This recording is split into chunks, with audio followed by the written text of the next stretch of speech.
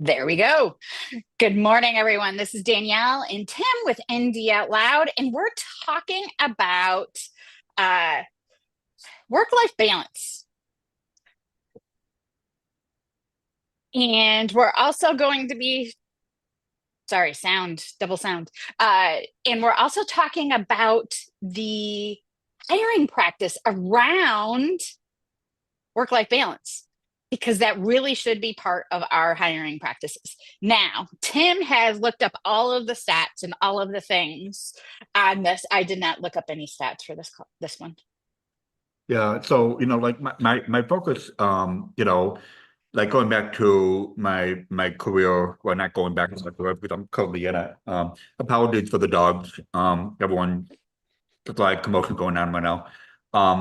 So my whole career is kind of centered around this directly and indirectly. And it's interesting that some of the workforce programming that is considered to be government programming is really around this as well. So like when you talk about registered apprenticeship programs, which is an area of expertise for me, it's really about creating a platform and a roadmap for someone to be able to develop their career from the very beginning stages of a high schooler and have a full roadmap of how they get to an area of expertise and earning good money and having a career. But like embedded in that is work-life balance, and kind of like I said, really a circling back, and I'm probably going to say this a bunch of times throughout the conversation, having a roadmap, having a structure in place. There's so many employers that are just sort of like, kind of like this person, let's just try them out and see what happens. And then 3 months later, they're gone because they don't have a specific structure, infrastructure built into their practices to hire them and to retain them. So it's not so much the hiring practices, it's the retention aspect of it.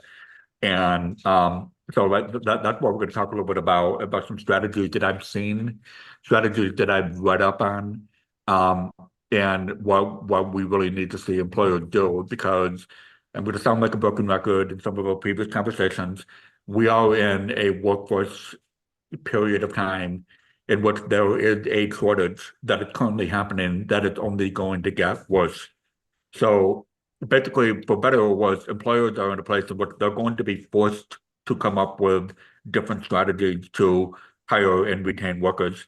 So let's help employers not be forced and help them to proactively make those changes rather than it being, oh no, we can't find anybody, so therefore now we need to start like looking at different ways of doing things.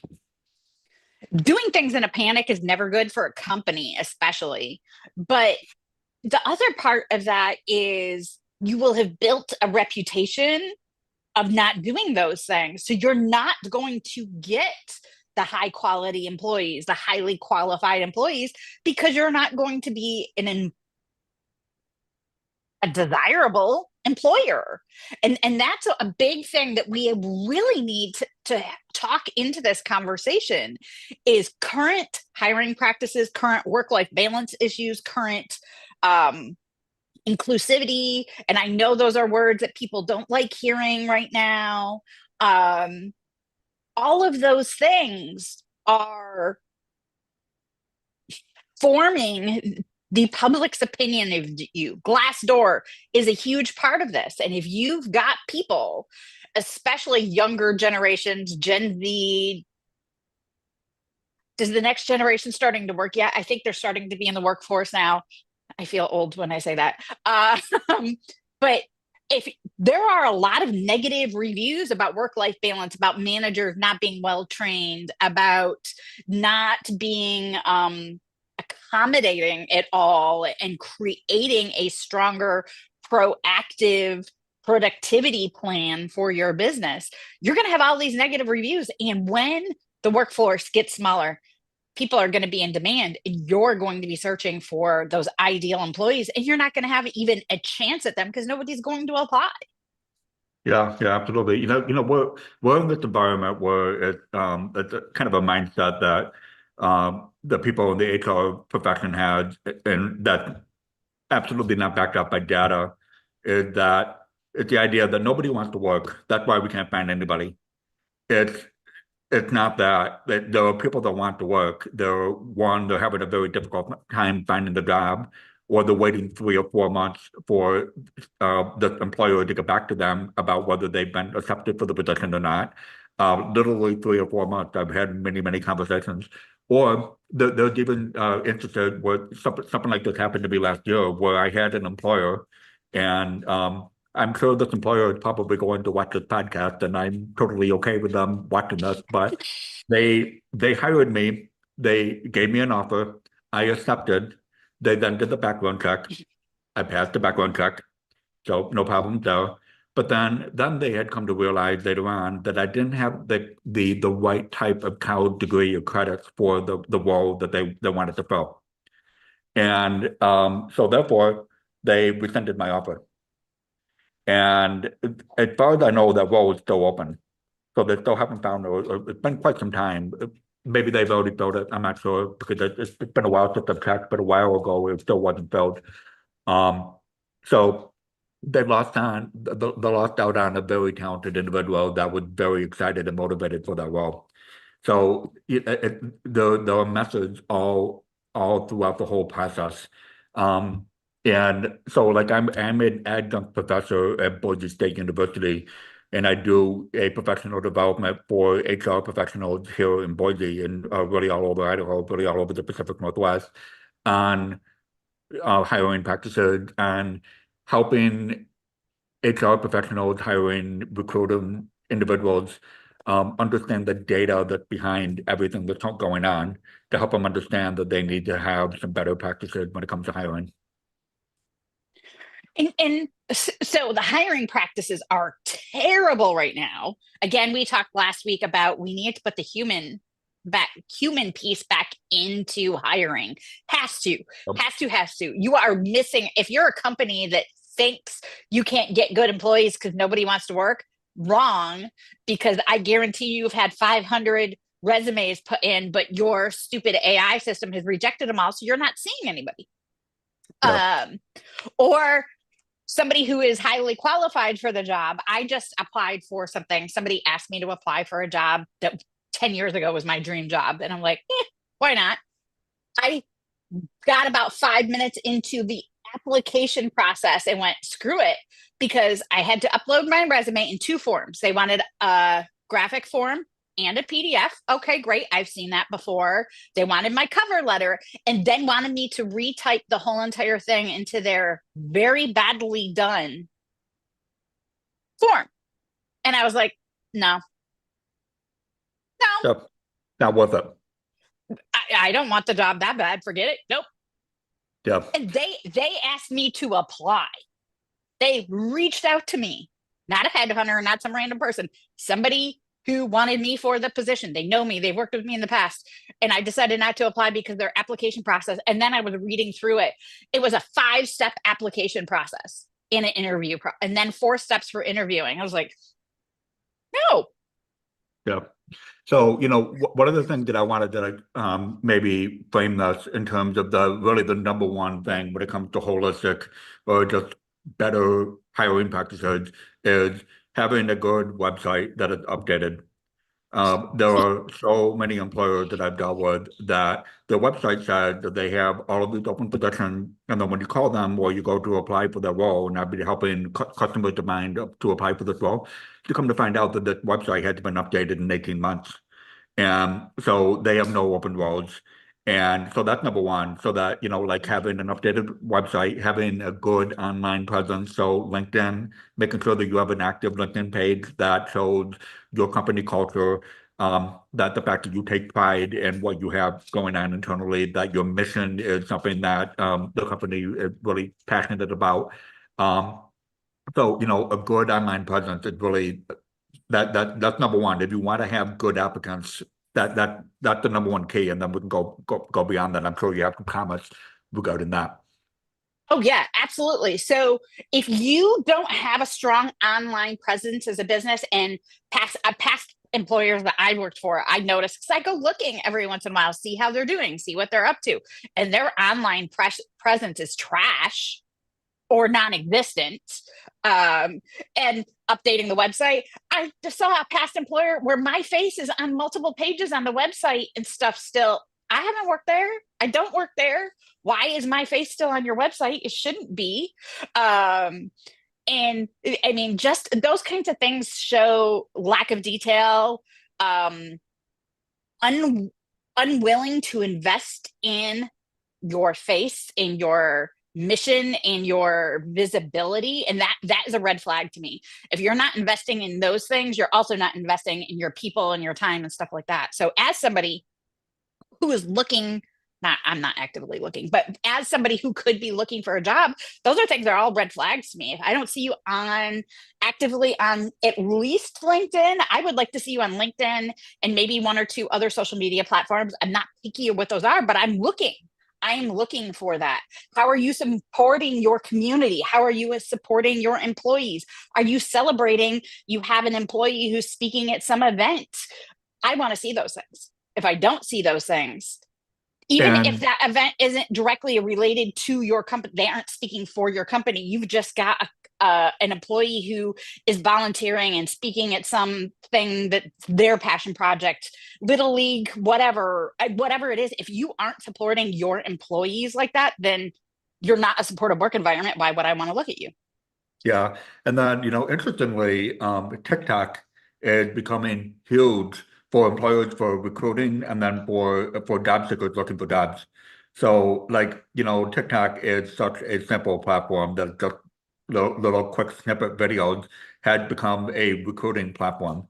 So, are you active on TikTok? Are you active on Instagram? Those are all really important. Really, no matter what part of the workforce you're a part of, if it's a concrete supply company to a recruiting company and everything in between, having that type of presence is really important. And it doesn't really take that much effort to get involved in those things.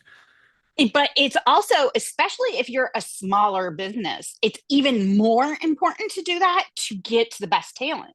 Um, I have a company that their TikTok and their Instagram cracks me up. They're a cabinet company, okay? They don't do anything amazing or anything like that. But now my husband's company now uses them as one of their main suppliers, cabinets, because we love their social media so much. They're showing things, they're active. So we just took and they're a small company. They're 25 employees and another 50-person employee or 22 person employer hired them. Yep.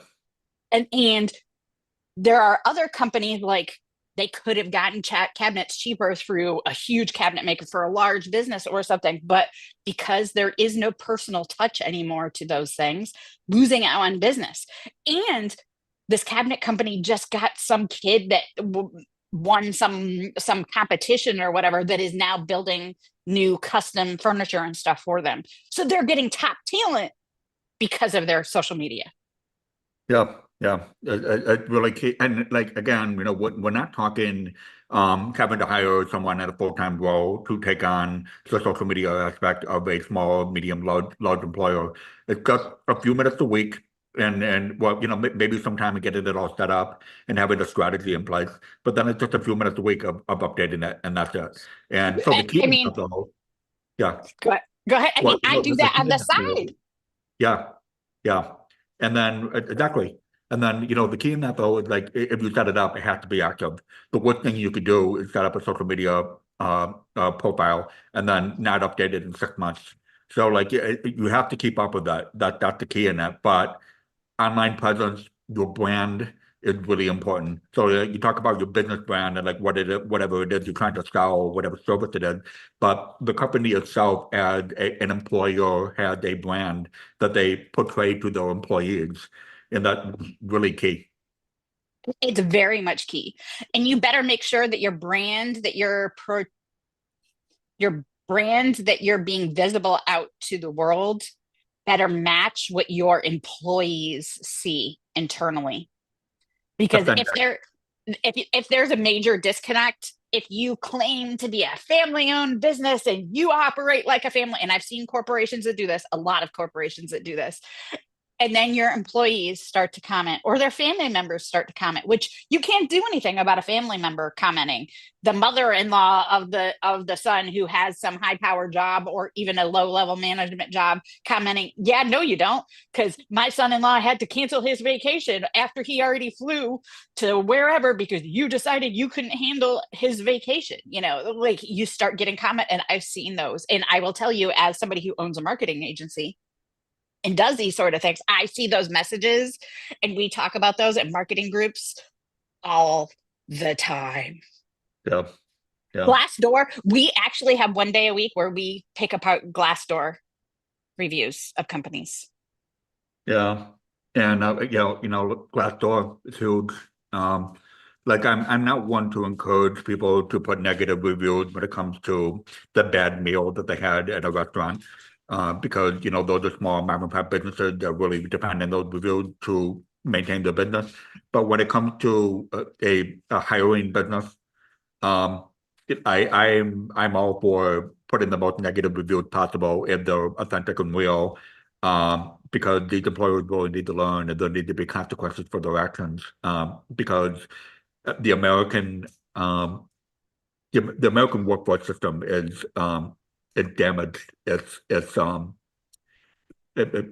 there really need to be like a major breakthrough. And we're seeing large employers, we're seeing like Google, Netflix, and all of them. They're really like treating their employees well. They've got maternal and paternal care. They have cafeterias in their buildings, free meals and yoga and like all of that stuff. And their employees are happy. So we're seeing that on the larger level, but when it comes down to the smaller, medium, small mom and pop businesses, um, it's Well, bad. and I think that authenticity and that honesty for employees to share that. And I wish that LinkedIn, when you're posting for a job, you could actually see employer rating, because the link, when you're somebody hiring through LinkedIn, you could see employee rating, like what is their rating, how consistent are they, what's their resume look like you can analyze all of that.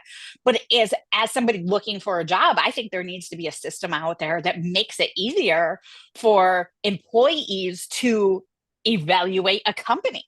And that's why those Glassdoor reviews and testimonials and all of that need to be out there, even if maternity leave and paternity leave and family leave and all of those things are fantastic where you work. Please talk about that too.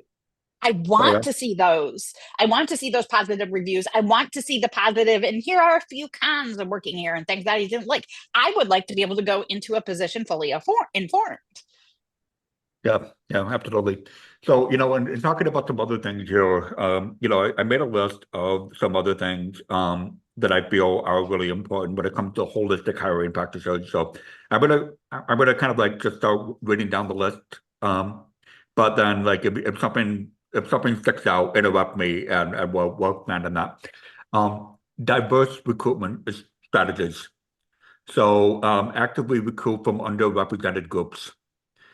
Partner with community organizations and educational institutions to expand those talent. Absolutely.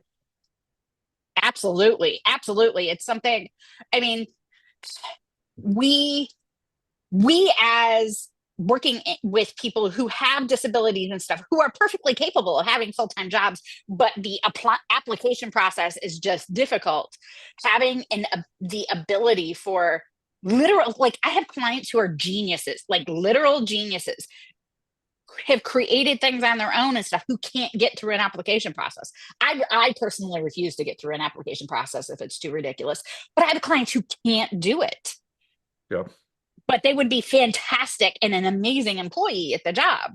And we have underrepresented other areas. The Hispanic community is very underrepresented in higher paying good jobs. The disabled community, the deaf community is absolutely underrepresented. The neurodivergent community, I don't want to say that they're underrepresented, but they are undersupported to work in some of those things, because there are employees that will see that this looks like an autistic person. I've checked their social media. Well, they'll be great because they're autistic. Yeah, that's not necessarily always true too if you don't have the right supportive environments. So it's kind of a combination of hiring from those, but understanding how to support those particular whoever they are, understanding who to hire and how to hire them. Yeah, I've seen companies like Dell in Texas that had a neurodivergence hiring program. So, we're seeing larger employers that are kind of understanding that they need to have maybe specialized staff that are full-time that focus on certain subsets of certain disabilities and all that. And then I have personally seen back in my old job when I was working in Connecticut for a workforce program that there was a manufacturing program that wasn't like mostly Connecticut is aerospace, but that was not an aerospace employer that they made door handles for your kitchen drawers and for cars, and it was like it was a handle business. That's what it was. And like I think their catchphrase was, "Whatever your job is, we can handle it." So it's a really good marketing. But they were having a hard time with recruitment. Manufacturing sort of has a stigma that's attached to it that it's old, dark, dirty, oily, and nobody wants to work in them. And so they really worked to do a refurbishment of the facility, and then they actively went out and made sure that they hired only women. And 80% of the workforce, the last time I heard, are women. And women represent about 20% of the manufacturing workforce, and they just really went out there to make sure that they focused on that. And it is a thriving, successful business. The former CEO is now the manufacturing czar for the state of Connecticut and has had representation worldwide.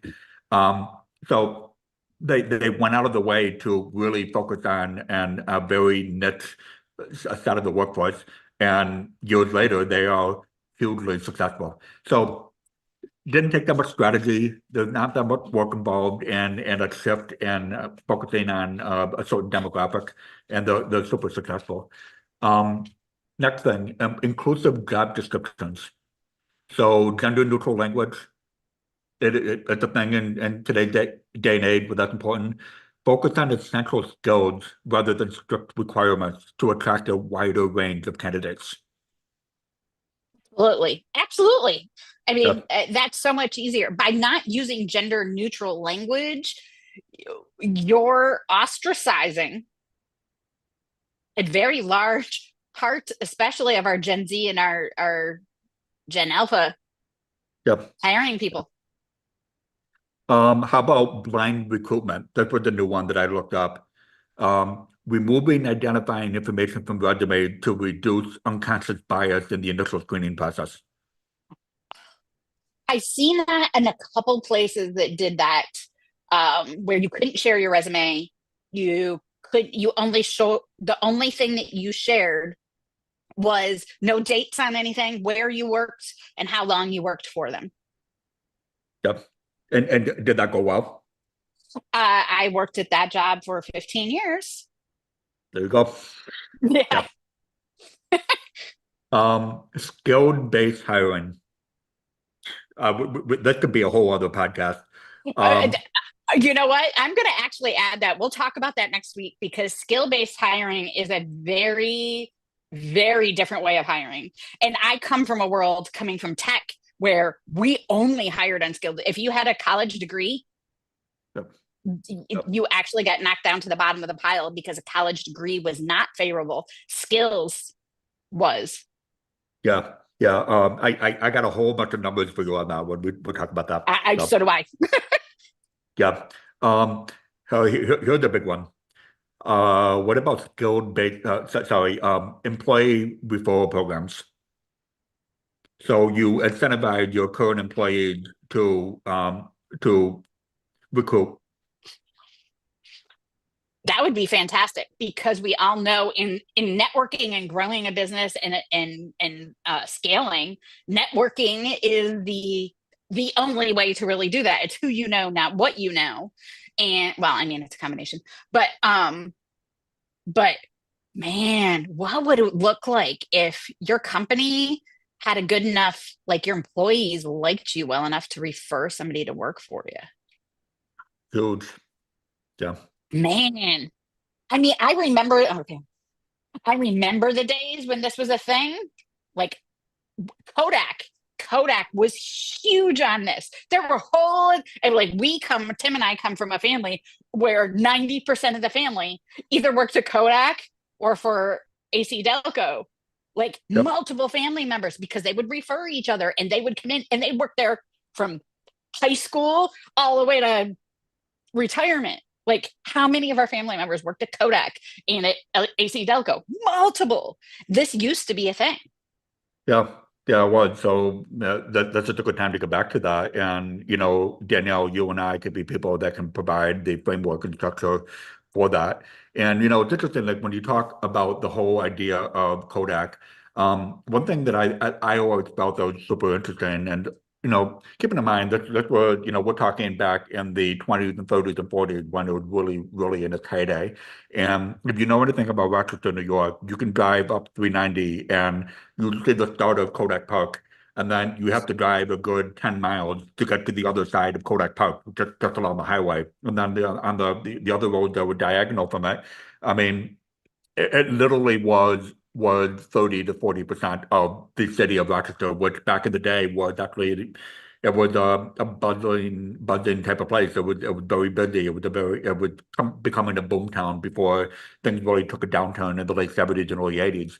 But so Kodak was a employer that invested in the employees back in the payday. They had a theater that was just for Kodak employees, a bowling alley. They had bars and restaurants that were all there, where like it was a place where families could get together after work, and the buddies can get together and have a beer after work, right on, right, literally right on the property. They had like Frank Sinatra and Bob Hope there, doing performances.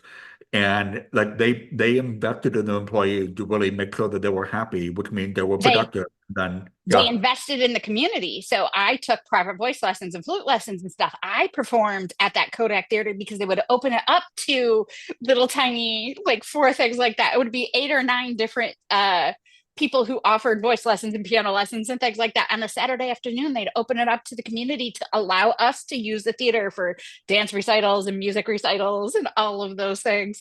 And I remember that they would bring in at Christmas time on Friday afternoons, every school that won their all county chorus, all of the they would bring into the main Kodak building and we would sing Christmas carols, and employees would give us hot chocolate and cookies and donuts and apple cider and all of those things. But it was such a huge community investment for them. Yeah, yeah, and then they made an insane amount of money, but then things evolved, and the old owner passed away, and the culture of the company changed.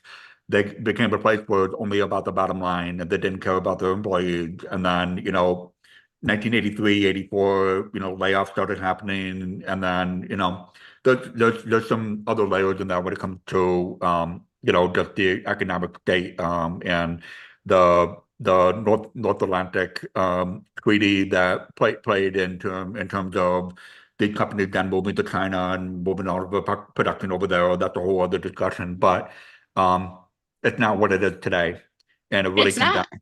because they would not treated their employees well. Yeah. I mean, yeah.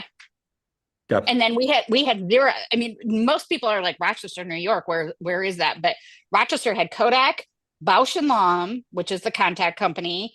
Uh, Xerox started there, the printer Yep. company. AC Delco, which is part of the GM family. So we had multiple factories that were all for that. Um, and one of the top, IBM. I think I IBM had a small thing. HP, Digital Digital Computer Corporation is where Digital Equipment Corporation, where I started way back, just out of high school, forgot about became that. HP, and that's all Rochester, New York. And that actually, Digital Equipment Corporation was part of computer design and support and all of that for Kodak. That's where that originally started, and they broke off. Yeah. So really, what we're trying to say is that we need to get back to that, and we need to be proactive in that. And employers they're worried about, well, how much is that going to cost? But how much more is it going to cost to be short-staffed, have unhappy employees that are less productive, and so like all of that worth the investment. Absolutely. I mean, just in your productivity for who you currently have employed alone, because they're going to retire, they're going to leave. You need them to be a good workforce while they're there, all of those things. And then you eventually are going to have to replace them and hire new people. If you're not doing the work now with who you currently have and making work life balance and community involvement and all of those things a better thing right now, even if you Yeah. don't plan on hiring anybody for 10 years, if you wait until 10 years from now, it's too late. Yeah. So like I think that's a good transition into employee retention and how that plays into this as well. And here's some of the things that I have on that, but I think as we found when I read the other list that may actually morph into another conversation, a separate one. But um, number one, employee resource groups or ERGs. So support ERGs to foster a sense of community and belonging among your employees and to ensure identities and interests. So a cultural day where you have all of your Hispanic employees together and you cook a bunch of food and it's a big event to celebrate a certain holiday that's within that culture. And then you have other employees that are not a part of that culture, then learn, oh, this is something that I didn't know, and now you foster a sense of community within your building. Um, Work-life balance. So promote flexible work arrangements. I mean, that's a whole conversation. Remote work options, flexible hours, and generous paid off time policies. Absolutely. I mean, can't argue with any of those things. The remote work from home, the BS that I'm hearing out there about you have to come back into the office. People were productive for the last 3.5 years. Why are they suddenly not now? And if they aren't, oh, let's look at management practices. Let's look at micro management practices. Let's look at supporting people who are doing and did well for 3 years. Why aren't they doing well now? Let's fix it. And there are lots of studies out there done about how people are more productive in the office than they are at home. Yeah, there are just as many studies on the opposite side. So stop cherry picking and really look at why something may not be working. Yeah, absolutely. Employee well-being programs. So implement wellness programs that address mental, physical, and financial health, including counseling, fitness programs, and financial planning resources. Coaching. This is, I Yep. mean, this is part of what MD Out Loud does is we can come into a company and be part of your benefit package and support your hidden disability clients, neurodivergence, whatever. I mean, there's multiple things that we can handle there, but we can help them with their financial stability, their productivity, their time management, their work life balance, all of these things. But also be aware that when we're talking to clients, I worked for a company and every employee had so many issues with work life balance that I was like, quit. I don't know how many of my clients I told to quit, and it was the company that had brought me in. But honestly, if you Yep. can't provide balance, then why should anybody who's a valuable employee stay where they are? Yep. Absolutely. Yeah. How about recognition and rewards? Regularly acknowledge and reward employee contribution through formal recognition program, bonuses, and other incentives. You've got to pay attention to your employees. Be involved with your employees, know what they're excelling at, know where their weaknesses are, know where their strengths are. That's where our wide survey comes in because we can come in, tell you where all the strengths and weaknesses are, prop them up, show you how to expand and make the strengths stronger and the weaknesses less of a weakness, all of those things. When you bring in a consultant to kind of look at your team as a whole, every employee, every single thing, it just strengthens every single link in the chain. Yeah, and then you kind of mentioned this before. Let's say you have an employee that is a little league coach and something like that. Create a culture in which that employee feels comfortable enough to say, hey, Tuesday afternoon, can I leave 45 minutes early so I can get ready and set up for it? Now you have a happy employee that feels heard, feels included, and recognize them for the fact that they won the Little League championship, even though it had nothing to do with what the role did the job. that's the sort of thing that really kind of creates that culture of acceptance, inclusion, being heard, and happiness. Hmm. Absolutely. And all of those things have to be considered for rewards. You know what?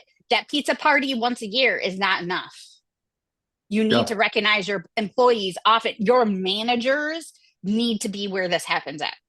Your yeah, managers need to be better at relating, being kind, being a safe, seen, and heard space for your employees so that they can recognize when something amazing happens, when an employee goes above and beyond. They worked on the weekend to get this report done. Thank you so much. Here's lunch today.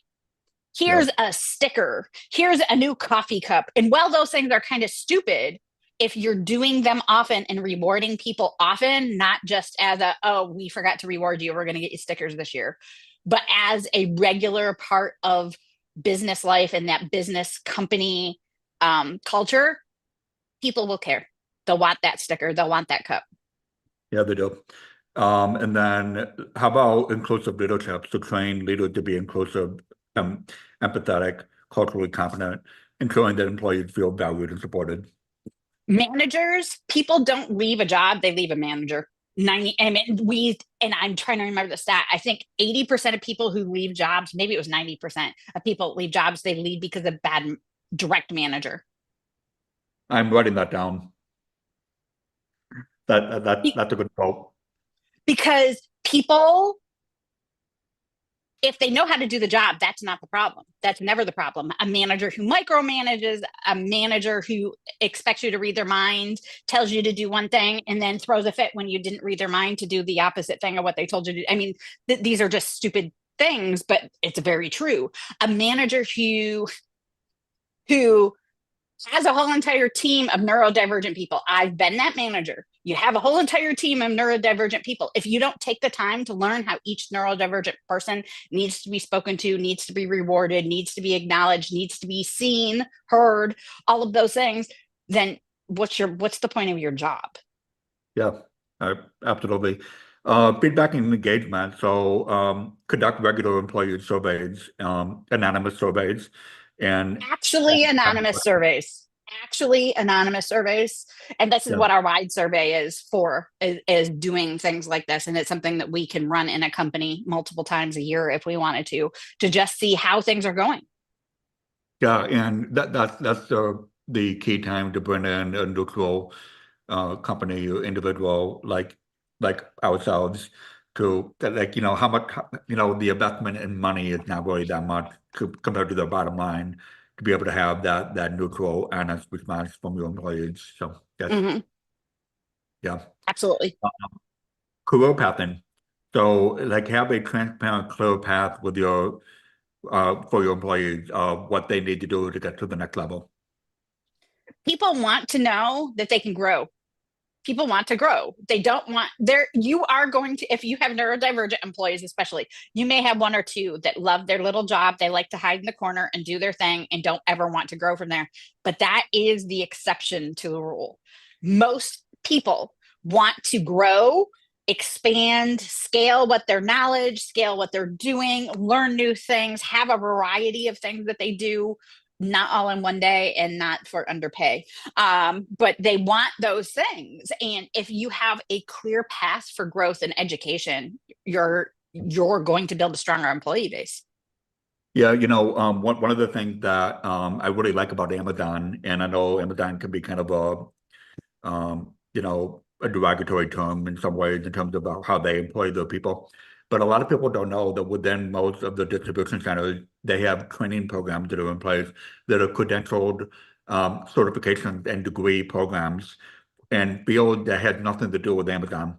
And Amazon paid the free for their employees to take these training programs, and they full well know that when they graduate from those programs, they get their certification, they're probably going to leave Amazon. But then that put them in a place of now they're investing in their employees and to create that culture. So like that's kind of a mindset that employers need to have in terms of the career pathing is be happy for that employee that decided to move on to another role that was better for them or is a better fit for those skill levels because of the skills that they built with in the company that they currently work for. But then that creates a culture where now other people are saying that, like, oh, okay, so like they're really investing in people rather than the bottom line. Yeah, and next thing is fire. It just as quickly fire the bad ones. If you have, again, people don't leave positions, they leave bad managers. I mean, that is a really typical thing we see. And don't promote people who aren't great at their job to management. Yeah. Yeah. And then, the last thing I have, which is very much a derogatory term, especially in this election period that we're in, but DEI initiatives, um, they're so important. So, just the idea of continuously and promote and invest in DEI. There's a lot of employers that have like a little DEI page on the website. It's like, yeah, we have a DEI program, but they don't want to follow it. Um, Yeah. so refreshing your DEI program to kind of reflect today's day and age. It's something that always evolves if you have a correct one. And ensure that employees feel included and have equal opportunities for advancement, which is kind of a repeat of what we talked about in the previous comment. But So I think part of the negativity that comes in with the DEI stuff is it sort of got, and I put this in quotation marks just because I can't think of a better way to say it, it sort of got hijacked by more political leaning things. yeah, DEI is diversity,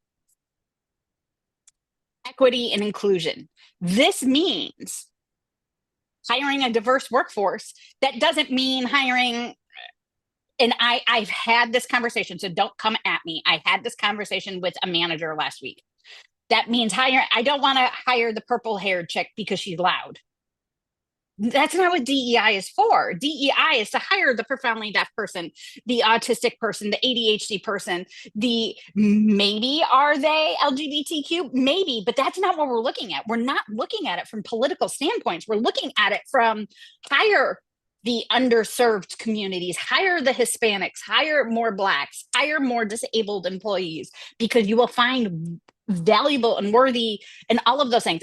Are they maybe LGBTQ? Who cares? That's not what you're hiring. You're hiring their skills. You're hiring their knowledge. And stop looking at DEI as a political leaning thing. It's not. It is. yeah. So I'm going to say something that's going to be very profound. Are you ready? Yes. Okay. Are you sitting down? I guess I'm sitting. So um, hiring from certain demographic is not taking away the job from the other demographic that doesn't like that term. So what I'm saying by that is we have a worker, Exactly. so like we have a smaller talent pool than we've ever had before. So therefore, that role that is being taken by the person from another demographic is a role that wouldn't have been filled anyways. unless unless you're in a place where you have proactive hiring practices in place. So It just blows my mind. There, like somebody, this manager tried to tell me what DEI is, and I'm like, wait, no, that's not what DEI is at all. Like, not at all. Yes, you're hiring based on skills. Yes, you're hiring based on knowledge and training and all of that. But start looking at more than the two people that you think are available. You have a much wider pool to pull from, and that's what DEI is there for. And it's also there for accommodations for people that need accommodations. um Tim needed to turn his desk around. That was an accommodation. Ooh. yep, I wanted at one point to have a door on my office. I had an office, it didn't have a door on it. I asked for a door. yep, You want to know how long it took them? Nobody had to spend any money. Somebody had to go find the door in the basement that they had took off when they were painting and put it back on the door, the room. yep. Yeah, it's really, really simple stuff. But circling back to my original comment, and I'm going to say this over and over again, we're in a demographic shift in the United States, really worldwide, and it's something that's going to happen, and we're seeing it evolve in real time.